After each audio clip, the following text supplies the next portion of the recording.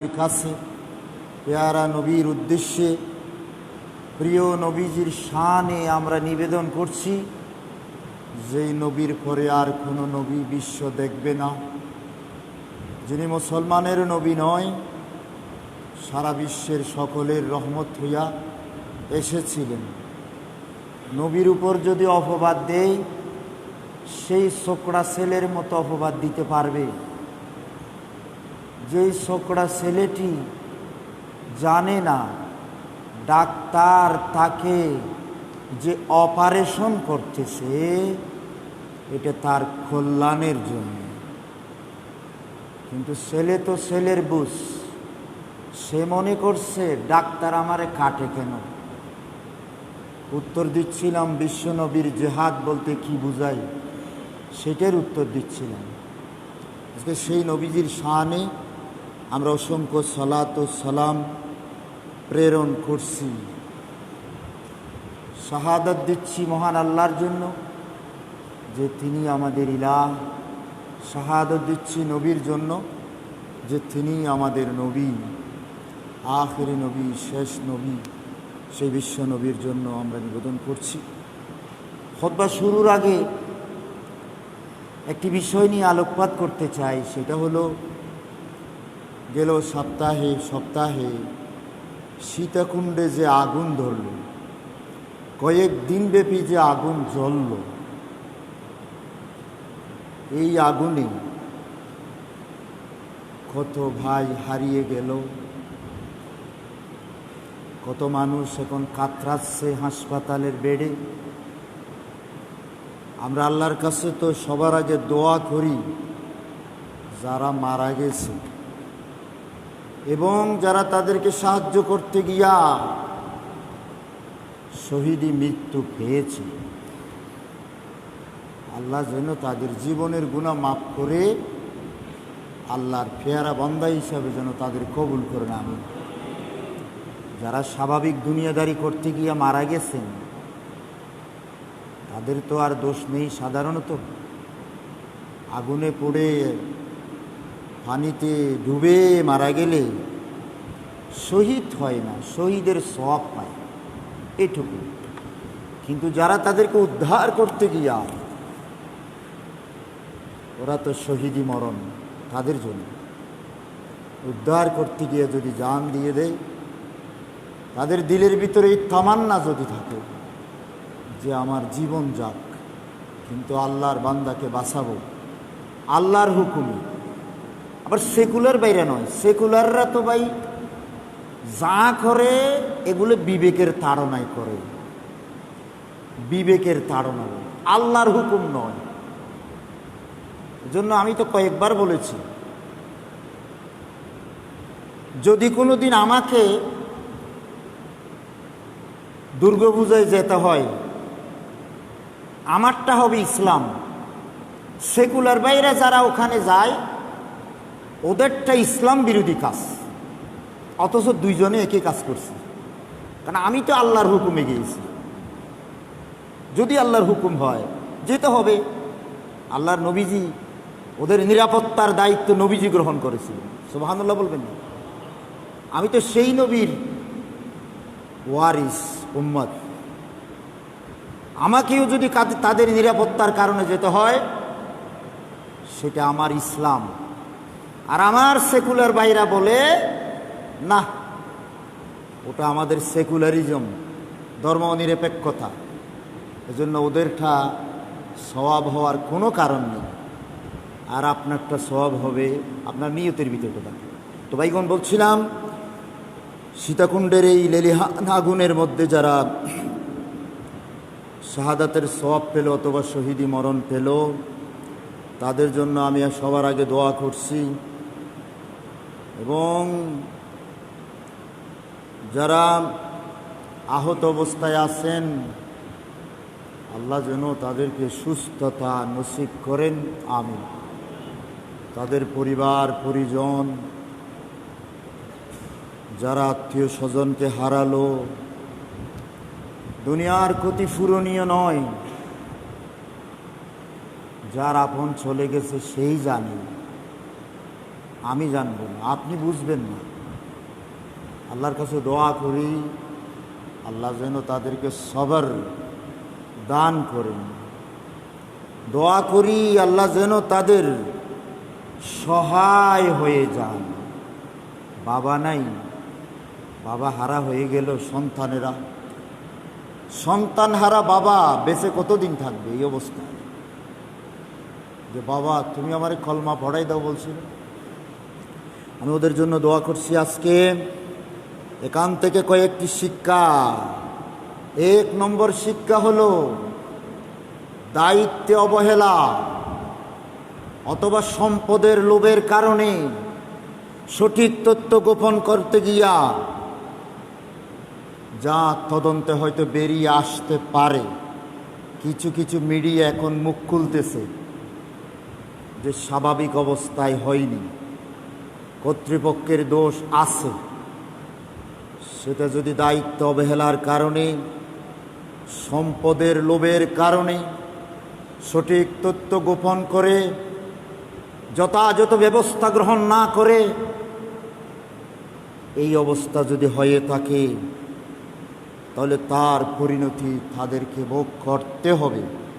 সরকার করতে পারবেন কিনা জানি না, আসমানি সরকার তো আছেন ওই ভাই।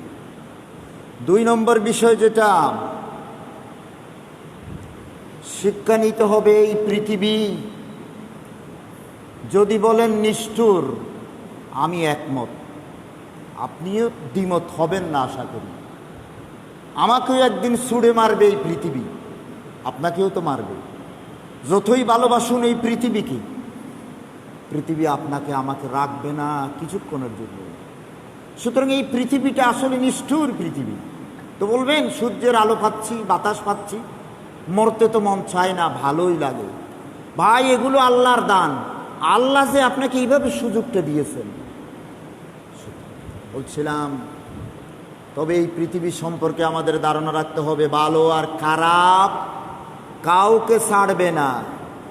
ইব্রাহিম আলাইহিস সালামকে যখন আগুনে ফেলে দেওয়া হয়েছিল, আল্লাহ যদি আগুনকে বারণ না করতেন, নিশ্চিত কথা ইব্রাহিম আলাইহিস সালাম পুড়েই যেতেন। বিশ্বাস করতে হবে, অবশ্যই আগুনের কাজ হলো পোড়ানো। এজন্য আপনাকে বিশ্বাস করতে হবে যে আপনার খতিব সাহেব, আপনার পীর সাহেব, ইমাম সাহেব, আপনার উস্তাদ, আপনার পীর মুর্শিদ আগুনে ফুড়বেই ফুড়বে।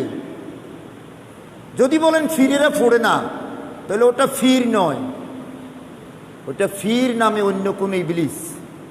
কারণ ফুটতেই হবে। ওহদের ময়দানে বিশ্ব নবীর দান যদি শহীদ হয়, তলোয়ারের খোসায় মাথার খুলি যদি ভাঙ্গে, হেলমেট ভেঙ্গে যদি, নবীর হেলমেট ভেঙ্গে যদি মাথার ভিতর ঢুকে পড়ে, আপনার পিসাব যে আগুনে ফোড়ে না, এটা আপনি কি বললেন? যে আপনি, আপনার পিসাব কি নবীর চাইতে বড়? যদি বড় না হয় তাকে বিশ্বাস করতে হবে ফিরেরাও আগুনে পড়বে। বলতে যাচ্ছিলাম, এই লেলিহান শিকার ভিতর কত আল্লাহর নামাজি বান্দা ফুড়ে গেছে। এটাই দুনিয়া। এজন্য মৃত্যুর জন্য প্রস্তুত থাকতে হবে। চতুর্দিকে মৃত্যু আমাদের জন্য কিলবিল করছে, যে কোনো সময় মৃত্যু এসে যেতে পারে। এই শিক্ষাটাও এই ঘটনা থেকে নিতে হবে। নিশ্চয় কেউ একথা বলবেন না, আমি তো নামাজ পড়ি, আমি তো আল্লাহকে রাজি করি, আমি তো অন্যায় করি না, আমার উপর বোধহয় বলা মুসিবত আসবে না, আগুনে আমি পড়ব না, পানিতে আমি ডুববো না, দুনিয়ার বিপদ আমার উপর আসবে না, বিদ্যুতে অ্যাক্সিডেন্ট আমি করব না, গাড়িতে আমার অ্যাক্সিডেন্ট হবে না। এই কথাগুলো মিথ্যা, এগুলো ধোঁকা। পৃথিবীটা সবার জন্য সমান, এই শিক্ষাটাও নেওয়ার জন্য বলছি। 3 নম্বর শিক্ষা হলো,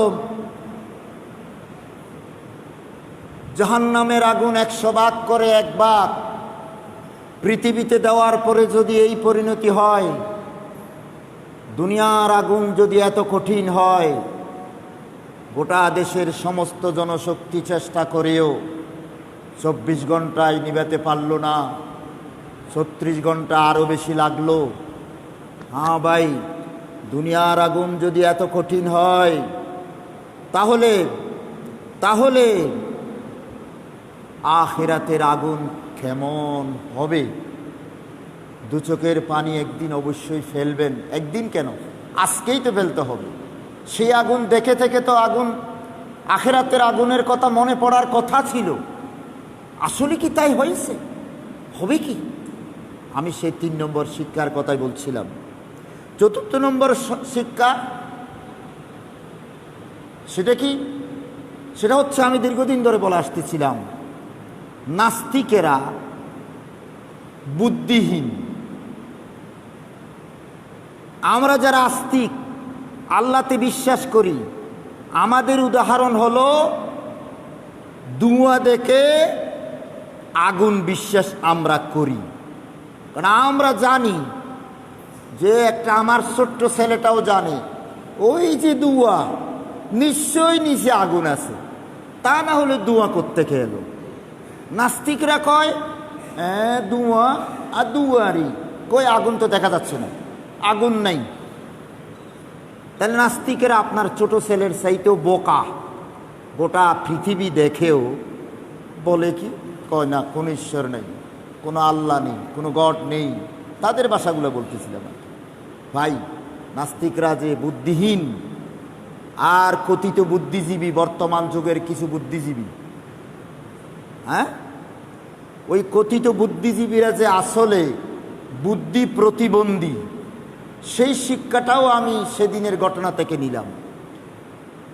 যেখানে মানুষ আগুন নিবানোর জন্য ফানি দিচ্ছে, ওই কথিত বুদ্ধিজীবীরা ঢাকার কোথায় বসে আগুন জ্বালাচ্ছে।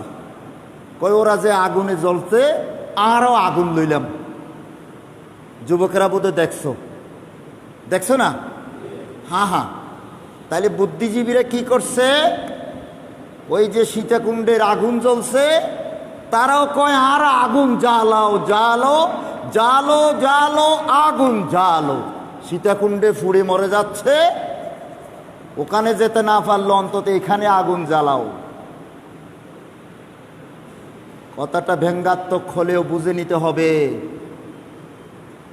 ভালো করে বুঝে নেন, আল্লাহর শুকরিয়া আদায় করুন। আপনারা নামাজ পড়তে আসছেন, শুধু তাই নয়, আল্লাহকে গভীরভাবে যে বিশ্বাস করেন। আপনারা সেকুলারিজমে বিশ্বাসী নন, আপনারা তথাকথিত বুদ্ধিজীবী নন। এই কারণে আপনারা মোমবাতি জ্বালান নাই, ওরা মোমবাতি জ্বালালো। একটু জিজ্ঞাসা করবেন কি, ভাই আপনারা তো বলেন বিজ্ঞান মনস্ক মানুষ তৈরি করতে চাই।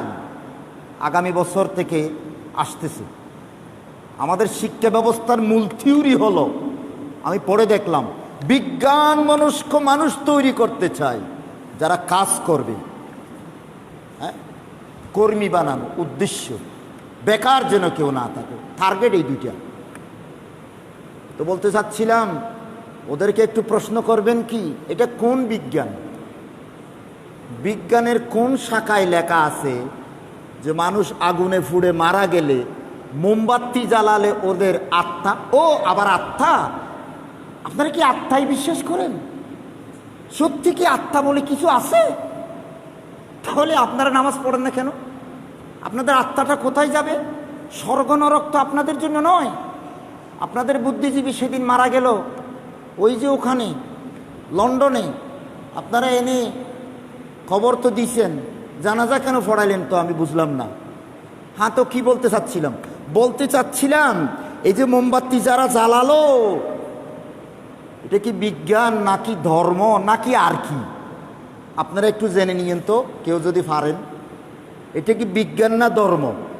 কোনটা? এটা কোন ধর্ম? তবে আমি জেনেছি আমাদের হিন্দু ধর্মে আছে যে দিওয়ালি উৎসব বলে একটা উৎসব আছে। এই উৎসবের উদ্দেশ্য হলো মোমবাতি জ্বালাবে, মানে বাতি জ্বালাবে। কেন? কারণ ভগবান যাতে আলো দেখে, কারণ ভগবানকে তো আলো না দেখালে ভগবান আসবে কেমনে? ভগবান যাতে আসতে পারে এজন্য দীপ জ্বালাতে হবে, আলো জ্বালাতে হবে। আমাদের বুদ্ধিজীবীরা সেই ধর্ম গ্রহণ করছে কিনা আমার জানা নেই। ভাই শিক্ষা নেন, ভালো করে শিক্ষা নেন, যে বুদ্ধিজীবীরা তথাকথিত তারা যে বুদ্ধি প্রতিবন্ধী। কি বলেন, ঠিক কিনা? বুদ্ধি প্রতিবন্ধী, বুদ্ধিজীবীরা যে বুদ্ধি প্রতিবন্ধী, সেই শিক্ষাটা আমার ছোট ছোট ভাইয়েরা ছেলেরা নিশ্চয় নিবেন। আল্লাহর কাছে দোয়া করতে থাকুন এরকম বুদ্ধিজীবী যেন আপনার ছেলেটা না হয়, আপনার মেয়েটা বিশ্ববিদ্যালয়ে পড়তেছে এমন যেন না হয়। এবার আমার খুতবার আয়াতটি হলো সূরাতুল আহজাব, কোরআন শরীফের 33 নম্বর সূরা, 5 নম্বর আয়াতের উপর আজকের খুতবা। সেখানে আল্লাহ পাক সুবহানাহু ওয়া তাআলা ইরশাদ করলেন, আন-নবিয়্যু আওলা বিল মুমিনিন। যারা নবীকে চিনেছে, বিশ্বাস করেছে, এই মুমিনদের কাছে তাদের নবী তাদের জানের চাইতেও বেশি আদর, মহব্বত, ভালোবাসা, দুনিয়ার সমস্ত কিছু পাওয়ার জন্য উপযুক্ত। আন-নবিয়্যু আওলা, আওলা মানে আফজল, আওলা মানে আকরব। বিশ্বনবী আকরব, আফজল বিল মুমিনিন, মুমিনদের কাছে। মুমিনদের জন্য নবীজি হলেন আওলা মিন আনফুসিহিম, তাদের জানের চাইতেও। জান চলে যেতে পারে, নবী কষ্ট পেতে পারে না। এজন্য ওই হাদিসটা তো জীবনে শত শত হাজারবার শুনছেন, লা ইউমিনু আহাদুকুম হাত্তা আকুনা হাব্বা ইলাইহি মিন ওয়ালিদিহি ওয়া ওয়ালাদিহি ওয়ান নাসে আজমাইন। পিতামাতা, পুত্র স্বজন, দুনিয়ার সমস্ত মানব দানব সকলের চাইতে বিশ্বনবী বেশি আদর, বেশি মহাব্বত, বেশি ভালোবাসার পাত্র। বাবা কষ্ট পেতে পারে আমার, অত ব্যথা লাগবে না। নবী যদি কষ্ট পায় ওই ব্যথা সহ্য করতে পারি না। এজন্য বুখারী শরীফের ইবারত, একদিন হযরত উমর রাদিয়াল্লাহু আনহু গিয়া যখন আল্লাহর নবীকে বললেন, লা আনতা হাব্বু ইলাইয়া মিন কুল্লি শাই, ও প্রাণের নবী, আপনি তো বলেছেন লা ইউমিনু আহাদুকুম। আমি সেই হাদিসের পরিপ্রেক্ষিতে ঘোষণা দিচ্ছি, দুনিয়ার সমস্ত কিছুর চাইতে আমি উমরের কাছে আপনি বেশি প্রিয়। বিশ্বনবী বললেন, লা, হয়নি, এতটুকুনে হয়নি, এতটুকুনে হয়নি। যদি না তোমার কাছে তোমার জানের চাইতেও আমি নবী বেশি প্রিয় না হই। আল্লাহু আকবার। তখন হযরত উমর একটু ভেবে বললেন, ইয়া রাসূলুল্লাহ, এবার সাক্ষী দিচ্ছি, লা আনতা হাব্বু ইলাইয়া মিন নফসি। প্রথমবারে বলছিলেন ইল্লা মিন নফসি, এবারে কয় মিন নফসি। প্রাণের নবী গো, আমার জানের চাইতেও আপনি বেশি মহাব্বতের। ফকালেন নবী সাল্লাল্লাহু আলাইহি ওয়াসাল্লাম, আল আন ইয়া উমর, উমর এবার হয়েছে। সুবহানাল্লাহ। এজন্য সাহাবারা এরকমই ছিলেন। যায়েদ ইবনে দাসানা, যায়েদ ইবনে, নাম মুখস্থ করেন ভাই, যায়েদ ইবনে দাসানা রাদিয়াল্লাহু তাআলা আনহু বন্দী হলো কাফেরদের হাতে। বিশ্বনবী তখনও বেঁচে আছেন মদিনাতুত তৈয়বাতে। যায়েদ ইবনে দাসানাকে বন্দী করা হলো। সংক্ষিপ্ত বিচারে তার ফাঁসি হবে। যোগে যোগে সংক্ষিপ্ত বিচার, প্রহসনের বিচার করে করে আল্লাহওয়ালাদেরকে ফাঁসির কাস্টে ঝুলানো, এটা হলো পৃথিবীর প্রাচীনতম ইতিহাস। যায়েদ ইবনে দাসানাকে ফাঁসি দিবেন, একটু আগে ওরা টেস্ট করতেছে। কি করতেছে? বলে, যায়েদ তোমারে ছেড়ে দেব, একটা শর্ত, তোমার নবীরে ধরাই দাও। নাউজুবিল্লাহ বলেনি? বললেন, ভাই শুনো, আমার নবীরে ধরাইয়া দেওয়া তো দূরের কথা,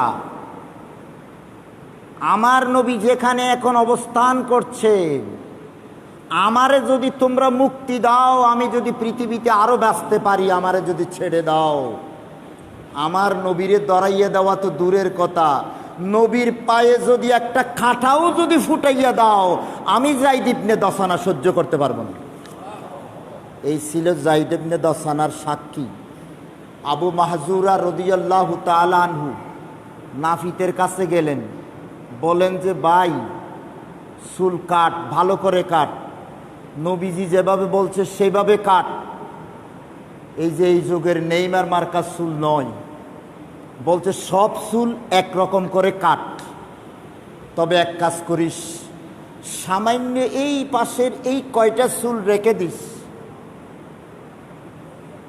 নাপিত জিজ্ঞাসা করে কারণটা কি? বলে ভাই তুই জানবি না, আমার জানের নবী ছোটবেলায় আমি তখনই ঈমান গ্রহণ করিনি, দুদু মরুভূমিতে খেলছিলাম, আমি ছিলাম অমুসলমানের ছেলে, মূর্তি পূজারীর সন্তান ছিলাম। দয়াল নবী ওই পাশ দিয়ে যাচ্ছিলেন, নবীরে আমি চিনি নেই, ঘটনা লম্বা আছে, কিন্তু আমারে বলে এইভাবে আমার এই চুলটা ধরে আমার যে আদর করছিল এখনো আমার মনে আছে, এই চুল তুই কাটিস না। আমি এরপরে মুসলমান হয়েছি, এই চুল আমি নিয়ে কবরে যেতে চাই। মোহাব্বত, এটা আবু মাহজুরের মোহাব্বত। উহুদের ময়দানে তালহা বিন ওবাইদুল্লাহ আল্লাহর নবীকে বলেন, নবী হে আমার, আপনি আমার পিঠের পিছনে তাকেন, যত তীর আসবে আমার বুকে বিঁধবে, আপনি যেন আল্লাহ যেন আপনার হেফাজত করেন। আমি যদি একা যাই তো একাই গেলাম, আপনি গেলে তো গোটা উম্মত চলে যাবে। সমস্ত সাহাবারা ঢাল হইয়া, অন্যরাও ডাল হইয়া আল্লাহর নবীকে সেদিন পাহারা দিয়েছিলেন। এই ছিল সাহাবাদের কথা। আর কতজনের কথা বলবো? আরেকজনের নাম আব্দুল্লাহ বিন যায়েদ। আমি অখ্যাত সাহাবীদেরকে তুলে আনছি যাদের নাম আপনারা জানেন না। আব্দুল্লাহ বিন যায়েদের ঘটনাটা হলো এইরকম, নবীজির ইন্তেকালের পরে নবীজি যখন পৃথিবীতে আর নাই, আব্দুল্লাহ বিন যায়েদ ঘরে এসে স্ত্রী পুত্রকে বললেন, আমারে তোমরা এখন কিছু বলো না, আমারে কোনো কাজও বলো না, আমি এখন ঘরে এসে গেলাম, বলে তোমরা আমারে আর কোনো দায়িত্ব দিও না, তোমরা তো চলতে পারবা। তারপর বলে যে আমি আজ থেকে আর ঘর থেকে বের হব না। এটা ওনার ব্যক্তিগত সিদ্ধান্ত। কীরকম? উনি বলেন যে এই চোখ দিয়ে নবীরে জীবনে অনেক দেখছি, এখন আমি যদি বাইর হই আমার নবীরে তো আর পাবো না, তো কারে দেখব? এজন্য আমি আর ওখানে যাব না, সহ্য করতে পারবো না, নবীর বিয়োগ ব্যথা সহ্য করতে পারবো না। তো আব্দুল্লাহ বিন যায়েদ ইবনে আব্দুর রব্বিহি, ওনার দাদার নামও আমার মনে আছে, আব্দুল্লাহ বিন যায়েদ ইবনে আব্দুর রব্বিহি। তো উনি কি করলেন? উনি একটা মুনাজাত করছিলেন, আমি হাদিসে মুনাজাতটা পেলাম। উনি বলতেছেন, আল্লাহুম্মা যহাব বসরি, আয় আল্লাহ তুমি আমার চক্ষুটা নিয়ে যাও, হাত্তা লা আরা বাদা মুহাম্মাদিন আহাদা, আমি মুহাম্মদ সাল্লাল্লাহু আলাইহি ওয়াসাল্লামের পরে এই চোখ দিয়ে দুনিয়া আর দেখতে চাই না, কারণ এই চোখ দিয়ে আর নবীরে দেখবো না আমি, আল্লাহ তুমি আমার চোখগুলো নিয়ে যাও। একদিন, 2 দিন, 3 দিন দোয়া করতে করতে আল্লাহ দোয়াটা কবুল করছিলেন। প্রিয় ভাই, এই ছিল সাহাবায়ে কেরামের ভালোবাসার কয়েকটা দৃষ্টান্ত। আপনাদেরকে কিছু কথা বললাম, এই ছিল নবী প্রেম। সাহাবা তাবেঈদের ঘটনাগুলো এইরকমই ছিল সব কথা। প্রিয় ভাই, আল্লাহ বলেন, আন নবিয়্যু আউলা বিল মুমিনিনা মিন আনফুসিহিম। হবে না কেন? নবী হলেন জানের চাইতো জান চলে যেতে পারে, কিন্তু নবীর উপর কোনো কষ্ট মুসলমান সহ্য করতে পারে না। তারপরে শব্দটা কি দেখুন, ওয়াজওয়াজুহুম উম্মাহাতুহুম। আজকে কোরআনের 33 নম্বর সূরার 5 নম্বর আয়াত, অর্ধেকের উপর তাফসীর খুতবা। ওয়াজওয়াজুহুম উম্মাহাতুহুম, নবীজির প্রিয়তমা স্ত্রীরা সবাই তাদের মায়ের মতো সম্মানী। মাকে যেমন সম্মান করতে হয়, ইজ্জত করতে হয়, আদর ভালোবাসা দেখাতে হয়, মায়ের মতো মা নবীজির প্রিয়তমা স্ত্রীরা। ওয়াজওয়াজুহুম উম্মাহাতুহুম, এই ছিল ঘটনা। আর সেই পেয়ারা নবীজির স্ত্রীদের ব্যাপারে প্রশ্ন তুলছে কাফির বেদিনেরা। আমার মুসলমান ভাইয়েরা, ক্ষমতার দোহাই দিয়ে ধর্মীয় উদারতার কথা বলে চুপ করে আছে বুদ্ধিজীবীরা। ক্ষমতায় যেতে চায় যারা, ক্ষমতা আঁকড়ে থাকতে চায় যারা, তারাও সহ্য করতে পারে। কারণ নবী তো নবী, নবীর বেইজ্জতি হোক, নবীর স্ত্রীদের অসম্মান হোক, ক্ষমতা ছেড়ে দিতে পারি না যদি ক্ষমতার উপর কিছু আসে। প্রিয় ভাই, নবীজির একাধিক স্ত্রী সম্পর্কে প্রশ্ন তোলে। আমি এই জায়গায় বসে এই সম্পর্কে আলোচনা করেছিলাম, 1-2টা খুতবা দিয়েছিলাম, যারা শুনেছিলাম। আজকে আমি তার সামান্য অংশ আবারও আলোচনা করতে চাই। হযরতে খদিজা রাদিয়াল্লাহু তাআলা আনহাকে নবীজি বিয়ে করলেন। নবীজির বয়স কত? 25। হযরত খদিজার বয়স কত? 40-এর পরে তো ভাটা আসার কথা। নবীজি হযরত খদিজাকে বিয়ে করলেন। সেই খদিজা রাদিয়াল্লাহু তাআলা আনহাকে বিয়ে করার পরে আল্লাহর নবীজি এক এক করে 25টা বছর, তার মানে আল্লাহর নবীর 50 বছর হয়ে গেল, নবীজি কোনো বিয়ে করার স্বপ্ন দেখলেন না। আর সেই নবীর চরিত্র নিয়ে কথা বলা হচ্ছে। 50 বছর হয়ে গেছে, নবীজি কোনো বিয়ে করলেন না। একজন বিধবা মহিলাকে নিয়ে, বুড়ি বলবো না আমি, বিধবা মহিলাকে নিয়ে আল্লাহর নবী 25 বছর কাটাই দিলেন। 50 বছর বয়স হয়ে গেছে, দ্বিতীয় বিয়ে আল্লাহর নবী করে নাই। অথচ আরবের ওই কাফেররা বলছিলেন, আরবের সবচাইতে সুন্দরী না নারীটাও আপনারে দেব। ওই যে নবুয়তের প্রথম সময়ে এই কথাটা বলছিলেন। আল্লাহর নবী ঘৃণা ভরে প্রত্যাখ্যান করেছিলেন। হযরত খদিজাকে নিয়ে রয়ে গেলেন। হযরত খদিজা 50 বছরের মাথায় যখন চলে গেলেন, আচ্ছা বলুন তো ভাই, হযরত খদিজার বয়স তখন কত? 65 বছর। আল্লাহর নবী 65 বছরের একজন স্ত্রীকে নিয়ে চলতেছেন। 60 বছর 65 বছর কই সন্তান সন্ততি হওয়ার তার কোনো কথা নেই। 65 বছরের একজন মহিলাকে নিয়ে আল্লাহর নবী দ্বিতীয় কোনো স্বপ্ন দেখে নাই। 65 বছরের মহিলা আল্লাহর নবীর ঘরে, আর সেই নবীর চরিত্র, যৌনতার সম্পর্কে প্রশ্ন তুলতেছে। কেমন বেয়াদব! এই বেয়াদবি মুসলমান কেমনে সহ্য করবে? 65 বছর বয়সে হযরত খদিজা যখন ইন্তেকাল করলেন, ছোট বাচ্চা নবীজির ঘরে আছে। এখনো 2টা মেয়ে বিয়ে হয় নাই। ফাতেমার বিয়ে এখনো হয় নাই, 2টা মেয়ের বিয়ে হয় নাই। এখন ঘরে কি অবস্থা? আল্লাহর নবী চিন্তা করলেন, এই আমার ছেলেগুলো কারা দেখবে? ওইদিকে একজন মহিলার কবর পেলেন, সৌদার স্বামী তো মারা গেছেন কয়দিন আগে। সৌদার স্বামী মারা গেছে, বয়স্ক একজন মহিলা, সৌদা রাদিয়াল্লাহু তাআলা আনহা। তার ঘরে 5টা এতিম বাচ্চা। আল্লাহর নবীর কলিজার টুকরো সৌদার স্বামী মারা গেছেন। সৌদা কাঁদতেছেন, আমার কি হবে? আল্লাহর নবী চিন্তা করে দেখলেন, বয়স্ক মহিলাটাকে যদি আমি স্ত্রীর মর্যাদা দিই, তাহলে স্বামীর সুখ কিছুটা বারণ হবে। আমার বাচ্চাটাকেও দেখবে, আর তার বাচ্চাটাও সে দেখতে পারবে। সুবহানাল্লাহ। 5টা বাচ্চা নিয়ে আল্লাহর নবী সৌদাকে স্ত্রীর মর্যাদা দিলেন। সুবহানাল্লাহ বলবেন না? এই সময় কোন সময়? 50 বছর রসুলের বয়স যখন সৌদাকে নিয়ে আসছেন। ভাই কি বুঝাবো আমি জানি না আপনাদের কাছে। আমার নবীর চরিত্র সম্পর্কে আমি কি বুঝাতে চাই? শুধু একটা জিনিস দেখে, নবীর স্ত্রী কেন 9টা, এই জিনিসটা তারা দেখতে আসে। ভাই কথা কেমনে বুঝাবো?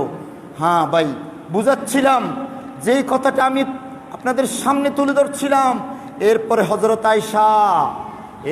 হযরত আয়েশা সিদ্দিকা রাদিয়াল্লাহু তাআলা আনহাকে কেন বিয়ে করলেন অল্প বয়সে? 3 নম্বর, নবীজির স্ত্রী হযরত আয়েশা কেন বিয়ে করলেন? এই প্রশ্ন করছে ওরাই তো করছে।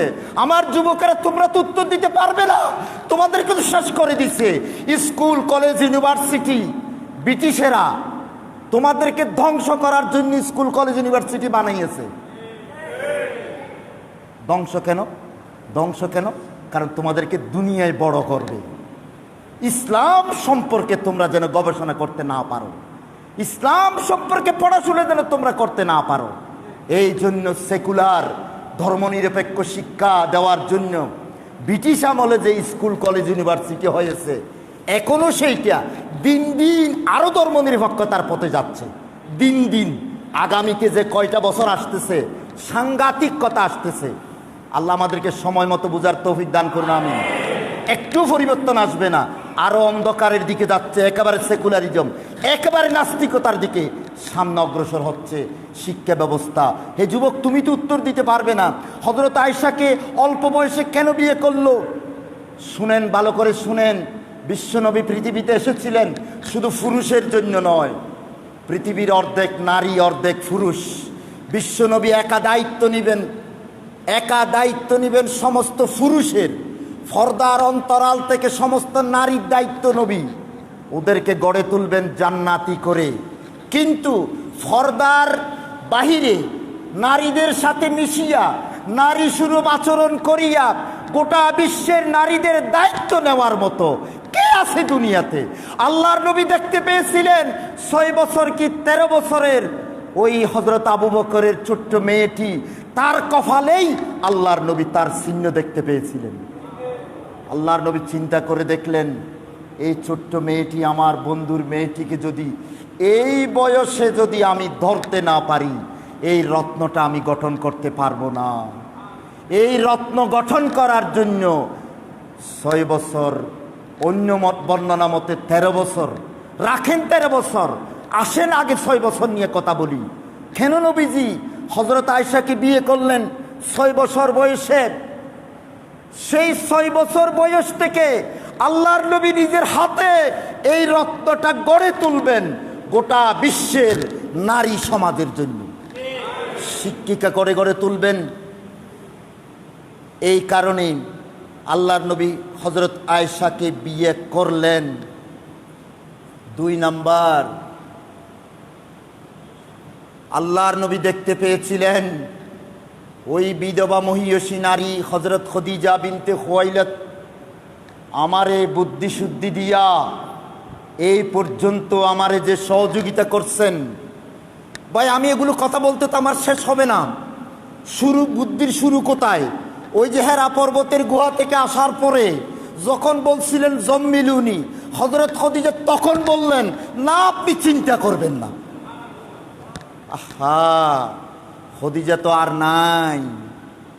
খদিজার স্থলাভিষিক্ত কারে নেব? আল্লাহর নবী কপালে দেখতে পেয়েছিলেন সে আমার আয়েশা। সুবহানাল্লাহ বলবেন না? তো আয়েশাকে তো গড়তে হবে।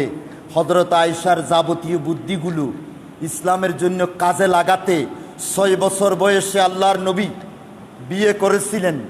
ওই শুনো নাস্তিকেরা, বেঈমানেরা, শুনো, আল্লাহর নবী যৌন লালসা নিরসন করার জন্য নয়, 6 বছর বয়সে বিয়ে করার পরে আল্লাহর নবী বাড়িতে আনে নাই। আয়েশাকে আয়েশার বাড়িতে রেখে দিয়েছিলেন।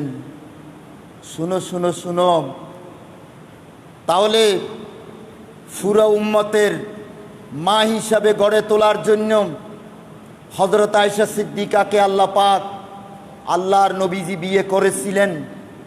আল্লাহ তো তাই করেছিলেন, স্ত্রীদের ভিতর দীর্ঘদিন হায়াত পেয়েছিলেন হযরতে আয়েশা। এমনকি হযরত আয়েশা, আমি তো যা দেখতে পেলাম, শুধু নারী কুলের পাহারাদার নয়, নারী কুলের গাইডার নয়, নারী কুলের প্রশিক্ষক মুআল্লিমা নয়, বরং তিনি গোটা উম্মতের প্রশিক্ষকের দায়িত্ব পালন করছিলেন। আল্লাহর নবীর পরে পাহারা দিয়েছিলেন হযরত আয়েশা। 30 বছর খেলাফতের যে যুগ ছিল না, আবু বকর, উমর আর উসমান, আলী, হায়দার, ওনাদেরকে পাহারা দিয়েছিলেন আমাদের এই মা জননী আয়েশা সিদ্দিকা রাদিয়াল্লাহু তাআলা আনহা। আল্লাহ নবী এই কারণে বিয়ে করছিলেন, এই কারণে এই রত্নটা গড়ে তুলছিলেন বন্ধুরা। আর একটা ভাই বড় কথা, হজরতে আবু বকর সিদ্দিক নবীজির বাল্যকালের বন্ধু নয়, শুধু সারা জীবনের বন্ধু। সুবহানাল্লাহ বলবেন না? ও বন্ধু, খেয়ে তাদেরকে বুঝাবে রে। আরবের জমিনে সেই দিন 5 বছর 6 বছর বয়সের মেয়েদেরকে বিয়ে দেওয়ার রেওয়াজ ছিল।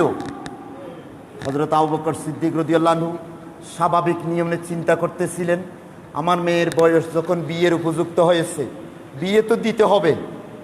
কি নবী কি বিয়ে করবেন আমার মেয়েকে? না, সাহসে কুলাই না, নবীরে প্রস্তাব দেওয়ার কুলাই না।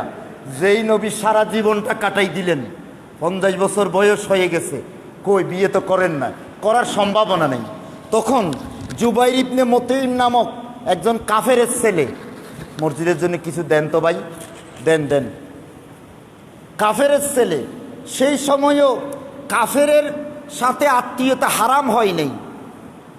আবু বকর সিদ্দিক রাদিয়াল্লাহু আনহু জুবাইর ইবনে মুতঈম কে বললেন, তার সাথে বিয়ে ঠিক হলো।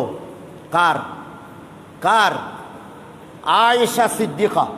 কার? আয়েশা সিদ্দিকা রাদিয়াল্লাহু তাআলা আনহার বিয়ে ঠিক হয়ে গেছে। কারণ আরব দেশের রেওয়াজ ছিল ছোটকালে বিয়ে দিয়ে দেওয়া। আবু বকর সিদ্দিক বিয়ে ঠিক করে ফেলছেন, জুবাইর ইবনে মুতঈমের সাথে হযরত আয়েশার বিয়ে হবে। বিয়ে হবে। আল্লাহর নবী কি অনুমতি চাইলেন, অনুমতি দিয়ে দিলেন নবীজি, ঠিক আছে। কিন্তু একদিন পর বিয়ে ভেঙ্গে গেল। জুবাইর ইবনে মুতঈম তার বাবা বলল, আবু বকরের মেয়ে যদি বিয়ে করাই, আমার ছেলেটাও মুসলমান হয়ে যাবে। সুবহানাল্লাহ। কোন বিয়ে ভেঙ্গে গেছে। হযরত আবু বকর চিন্তা করে, আমি তো এত রাজা মহারাজার ছেলে নয়, আমার মেয়ের এখন কি হবে? চিন্তা করতেছিলেন। হযরত উমরকেও প্রস্তাব দিয়েছিলেন। আল্লাহর নবী খবর পেলেন।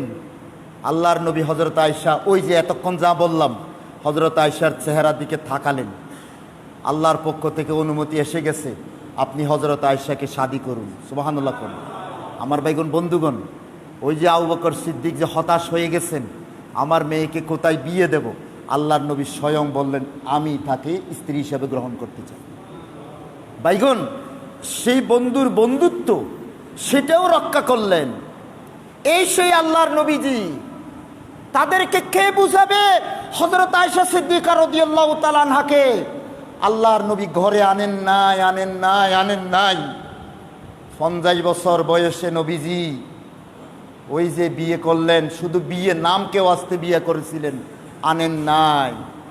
এরপরে 1 বছর গেল, 2 বছর গেল, 3 বছর গেল। মদিনাতুত তৈয়বাকে নবীজি হিজরত করলেন।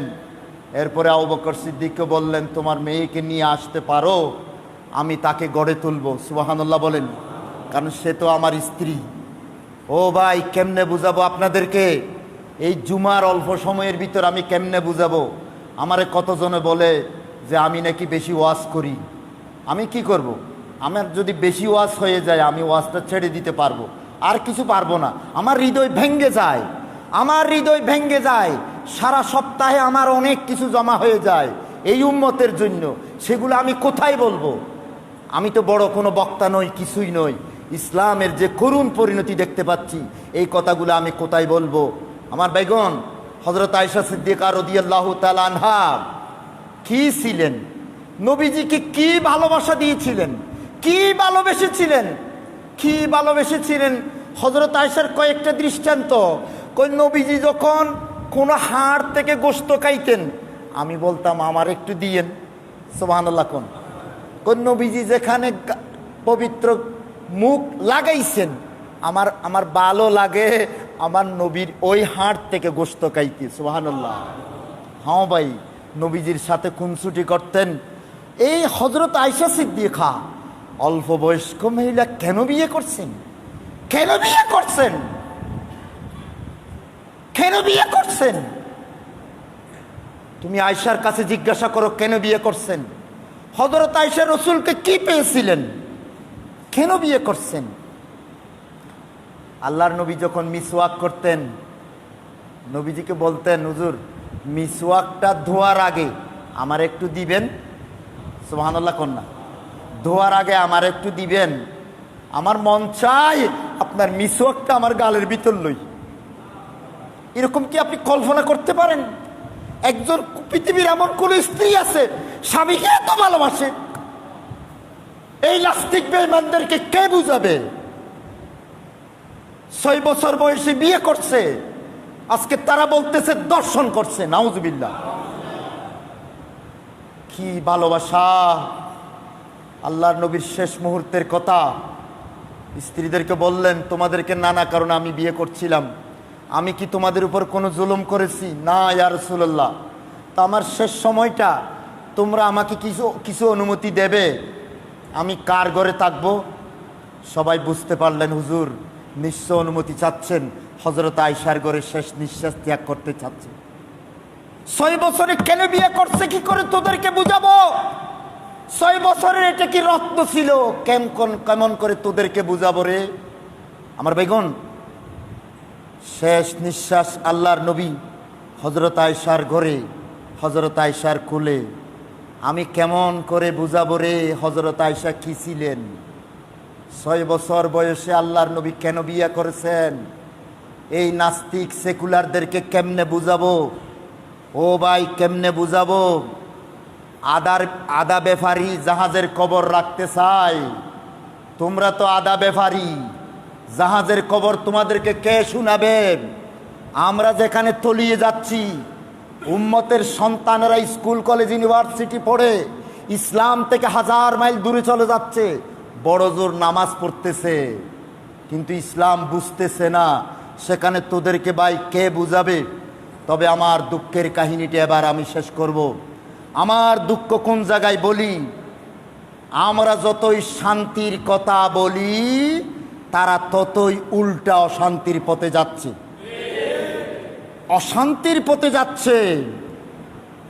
আমরা বারবার বলি শান্তির কথা, ইসলাম শান্তির কথা, কিন্তু প্রতিবেশী রাষ্ট্র আমাদেরকে মানুষ হিসাবেও কষ্ট দিচ্ছে, আর মুসলমান হিসাবেও কষ্ট দিচ্ছে। দুই দিক থেকে কষ্ট।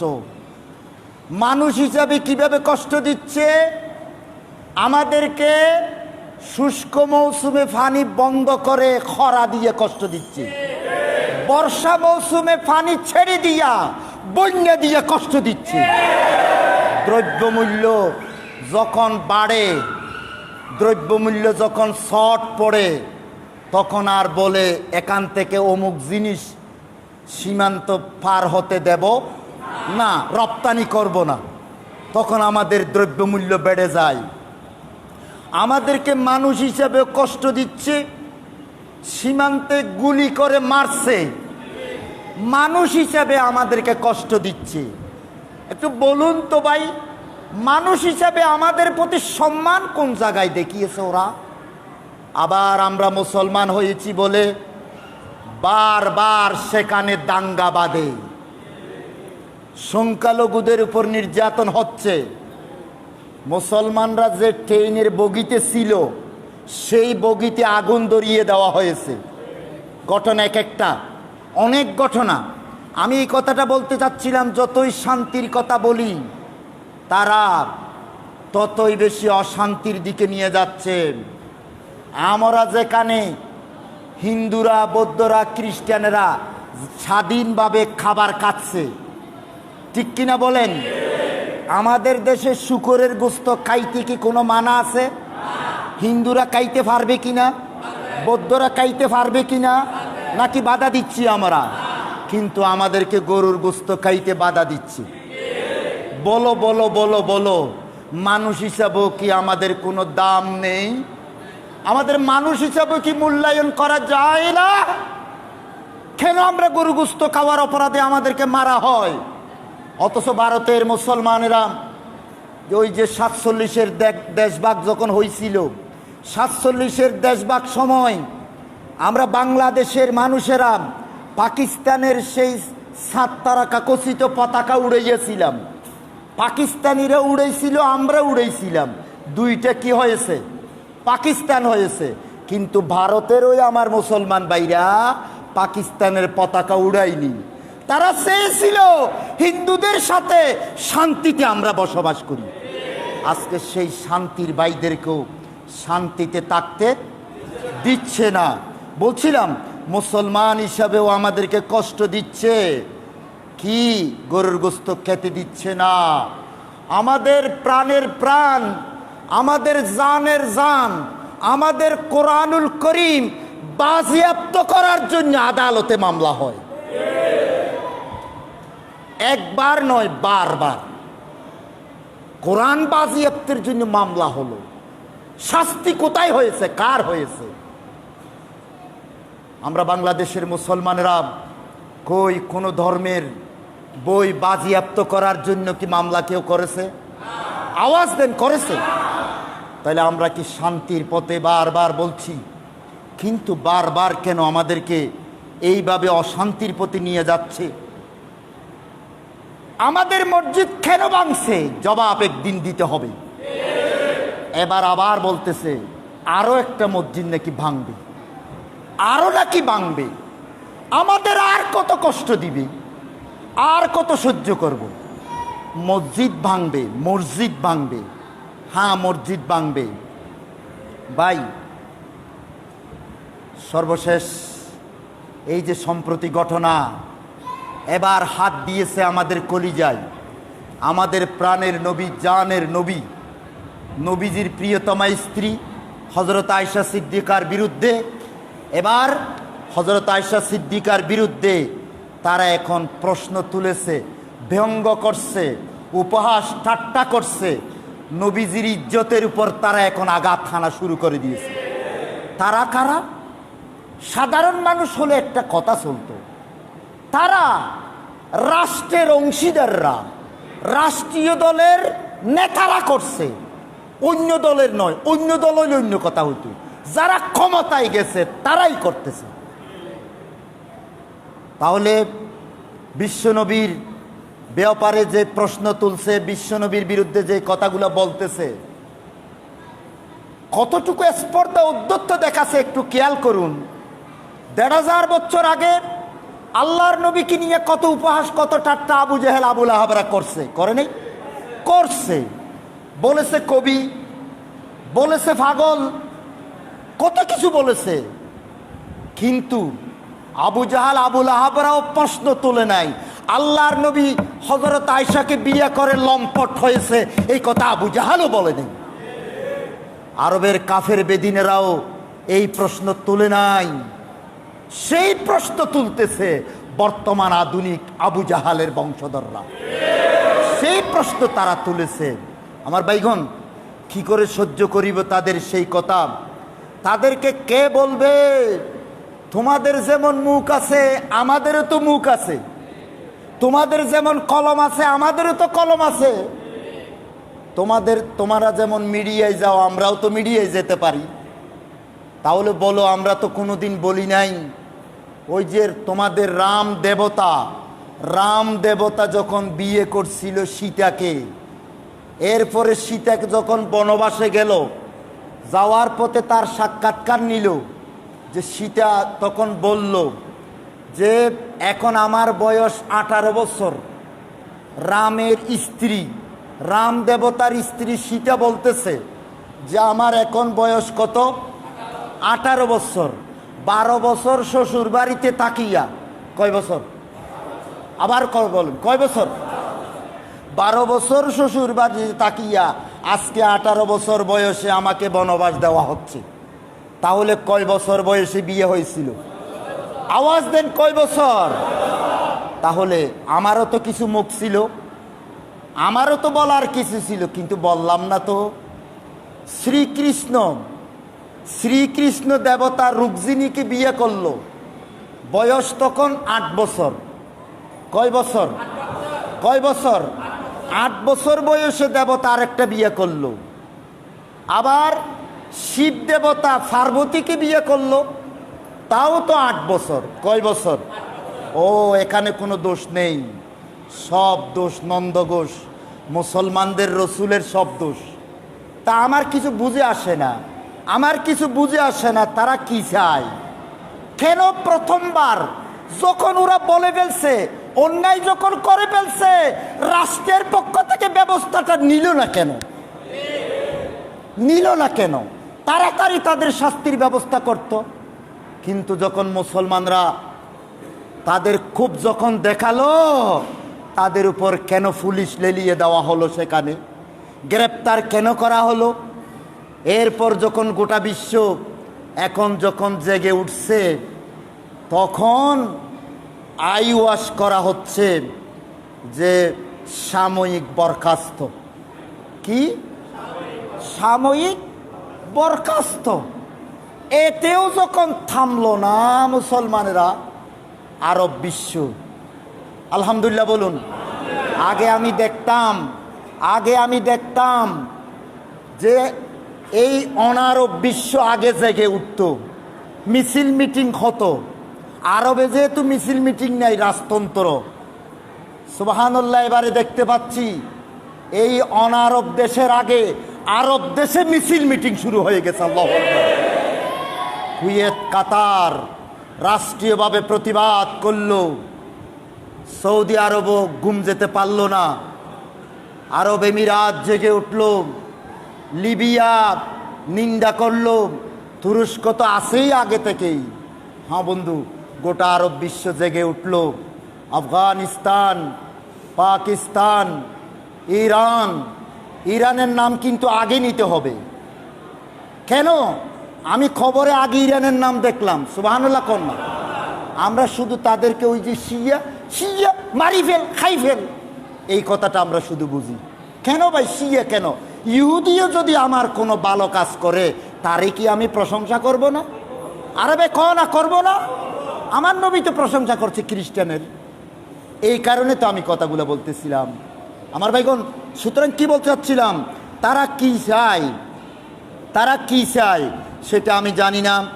এখন আলহামদুলিল্লাহ সাধারণ মুসলমানরা যেই বিক্ষোভ প্রদর্শন করছে, এখানেও নাকি আমাদের যুবকরা বিক্ষোভ প্রদর্শন করবে।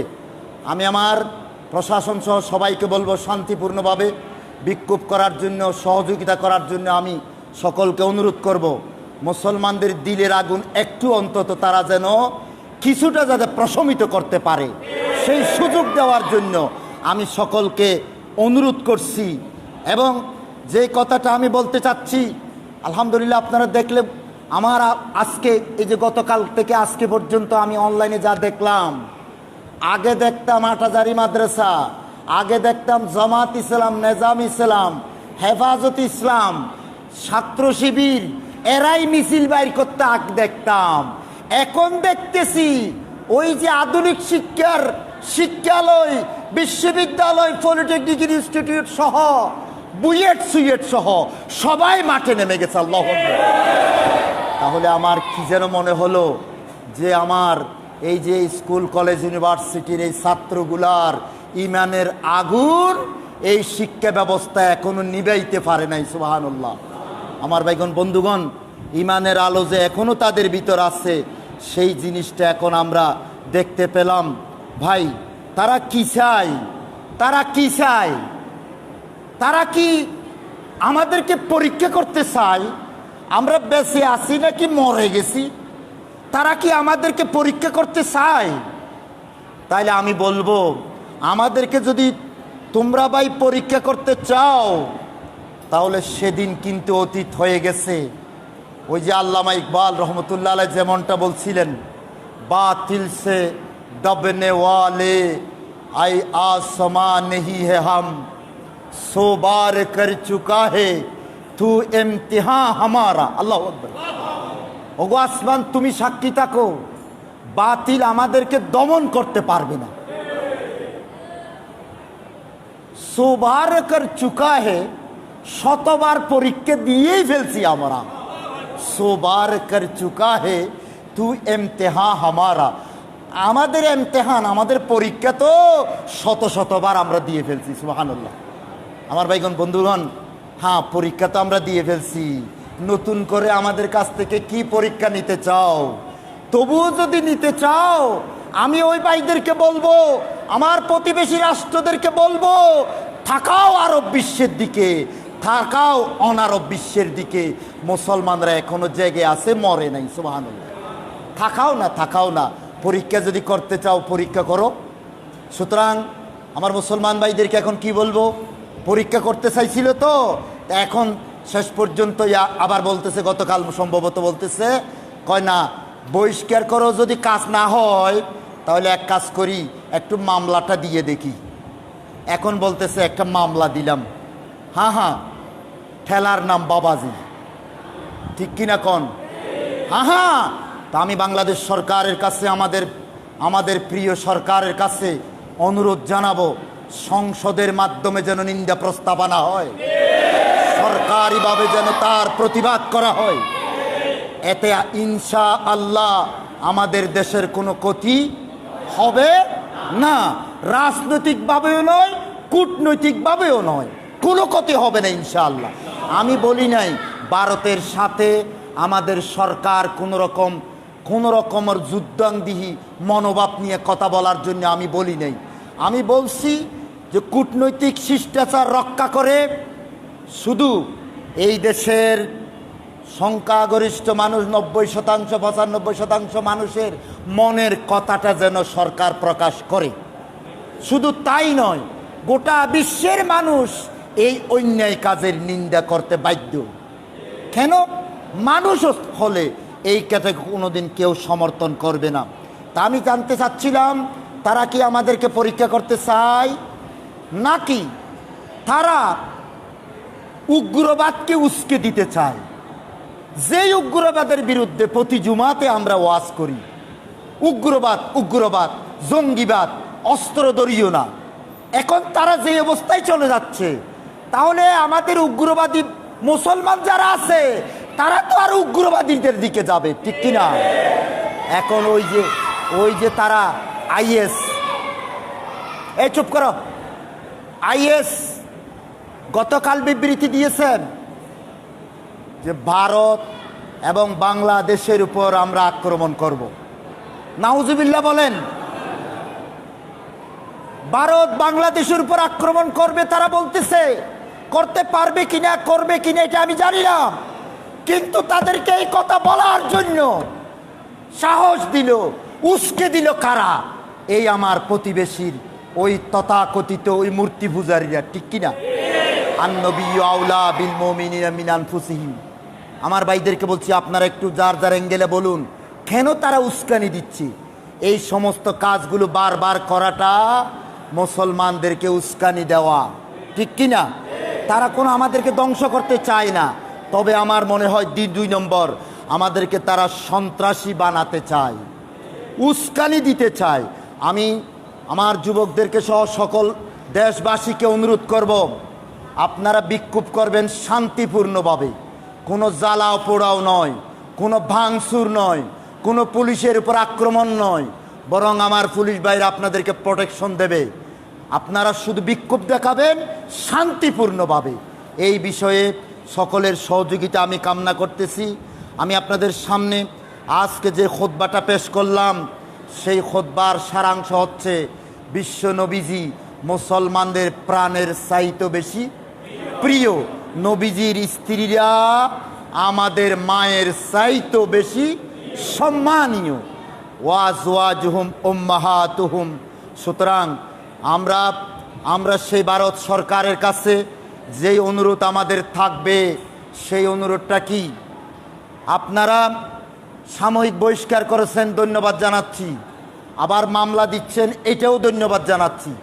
দুটোটা কিন্তু আইওয়াশে পরিণত হবে যদি যথাযথ তাদেরকে শাস্তি দেওয়া না হয়। কারণ সাময়িক বহিষ্কার করার পরে আবার দলে ফিরে নেওয়া যাওয়া সম্ভব, ঠিক কিনা? আবার মামলা দেওয়ার পরে মামলা তুলে নেওয়াও সম্ভব।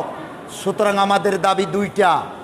1 নম্বর, অপরাধীদেরকে শাস্তি দিতে হবে। 2 নম্বর, রাষ্ট্রীয়ভাবে ক্ষমা চাইতে হবে আমাদের কাছে। আর কিছু দরকার নেই, ক্ষমা চাইতে হবে এবং তাদেরকে শাস্তি। এই 2টা জিনিস যদি বাস্তবায়ন করেন, আমরা বিশ্বাস করব এর মাধ্যমে আমরাও শান্তিতে থাকতে পারবো। আগামী দিন আর কেউ দুঃসাহস দেখাবে না। এবং আইএস সহ উগ্রবাদীরা আমাদের দেশ তো বটেই, ভারতের উপরও আক্রমণ করবে না। সুতরাং আমাদের প্রস্তাব আমাদের বাংলাদেশ সহ সারা বিশ্বের শান্তির জন্য, এমনকি ভারতের শান্তির জন্য আমাদের এই প্রস্তাব কার্যকর করা উচিত। ঠিক কিনা বললাম? আমার ভাইগণ বন্ধুগণ, শান্তির কথাই শুধু আমি শোনালাম আপনাদের কাছে। আমার নবীজির ব্যাপারে আল্লাহর নবী 15 নম্বর সূরার 95-96 নম্বর আয়াতে বলতেছেন, হে নবী, আপনারে যুগে যুগে কষ্ট দিবে। ইন্না কাফাইনাকাল মুস্তাহজিন। আল্লাহ বলেন, তোমরা ধৈর্য ধরো, তোমরা তোমাদের দায়িত্ব পালন করো, তোমাদের ভালোবাসার দৃষ্টান্ত দেখাও, কিন্তু তোমরা ওদেরকে দমন করতে পারবা না যদি আমি সাহায্য না করি। এবার শুনেন কোরআনের আয়াত, ইন্না কাফাইনাকা, আমি আল্লাহ যথেষ্ট, আল মুস্তাহজিনা, যারা উদ্যত আচরণ করছে, বিয়াদবি করছে আপনার বেলায়, নবীরে বলতেছেন আমি আল্লাহ আছি। এরপর বলেন ওরা কারা? আল্লাযীনা ইয়াজআলুনা মা আল্লাহি ইলাহান আখরা, যারা মূর্তি পূজা করে। যারা কি করে? সুবহানাল্লাহ বলবেন না? ওই 15 নম্বর সূরা 95-96 আয়াতে বলছেন আল্লাহর নবীর সাথে বেয়াদবি কারা করে? কয় আল্লাযীনা ইয়াজআলুনা মা আল্লাহি ইলাহান আখরা, যারা ভগবান ঈশ্বর আল্লাহরও মানে আবার মূর্তি পূজাও করে, এরাই এই কাজগুলো একটু বেশি করবে। আল্লাযীনা ইয়াজআলুনা মা আল্লাহি ইলাহান আখরা, সর্বশেষ শব্দ ফাসাউফা ইয়ালামুন, শীঘ্রই সময় আসতেছে তারা তাদের এই বেয়াদবির পরিণতি ভোগ করবে। ফাসাউফা ইয়ালামুন, শীঘ্রই সময় আসতেছে তারা বুঝতে পারবে বেয়াদবির পরিণতি কি হয়। আল্লাহ তাআলা সকলকে বুঝার তৌফিক দান করুন। আসসালামু আলাইকুম ওয়া রাহমাতুল্লাহ।